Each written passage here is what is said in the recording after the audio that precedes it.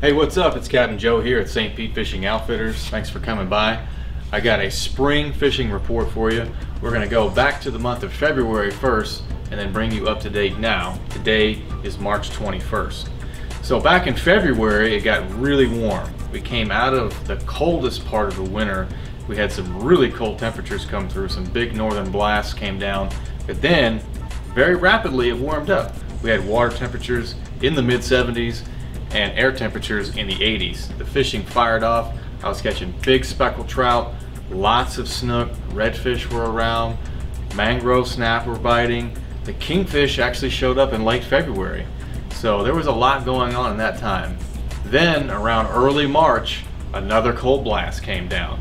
There was very high winds. There was temperatures dropping 10 degrees in the water down to the mid 60s again. So it was a struggle. Some people were still catching some good fish, but the fish weren't as predictable. Some people were doing really good, others weren't. I know in the middle of the part of the month, I was struggling a little bit. I was still catching some snook in my regular holes, but it wasn't as spectacular as it was before. We got a front coming through right now. It's very windy. It's a little bit more chilly.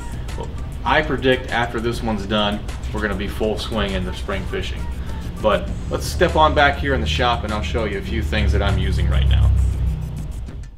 So on my days on the water, I'm using a lot of circle hooks. And I have just a couple of different sizes that cover a whole lot of situations. For trout, redfish, and snook, I'm using a lot of #1 and #2 circle hooks. If you come right over here, on this aisle right here, we've got all kinds of hooks to choose from. But generally, I'm reaching right over here for this inline circle hook, the #1. This guy right here gets a lot of fish caught for me. I'm using this when I'm using any type of live or dead bait. Mostly I'm using live pilchards, which is white bait, alewives, shiners, crickets, whatever you call it, greenbacks, whatever you want to call it, that's what I'm using. 90% of the guides around here are also throwing nets to catch this bait, and it's probably your best bet to catch fish day in and day out, especially if you got customers on board.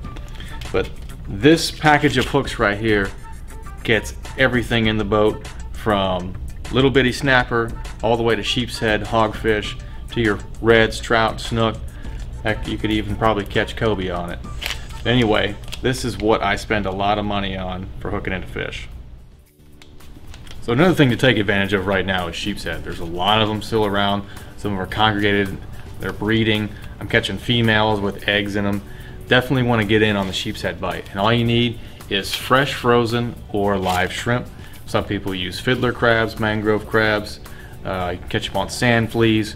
Easiest thing to do is just get fresh shrimp.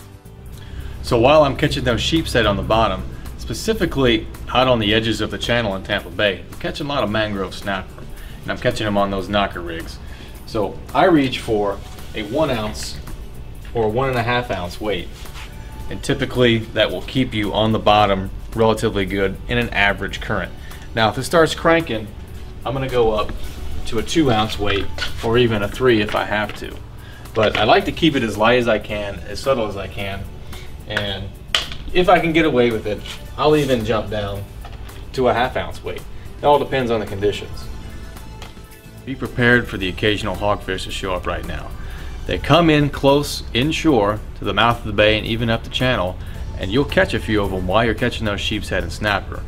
Sometimes the hogfish have a little bit of a different bite, so you got to be kind of prepared for that. The bite can be a little bit subtle, but when you stick one, man, I tell you what, you know you got something. So be prepared for that to happen. Well, that does it for today's fishing report. If you have any questions, you can email headfirstfishing@gmail.com, or you can come into St. Pete Fishing Outfitters and we'll do whatever we can to hook you up. Be sure you hit that subscribe button, and I'll see you later.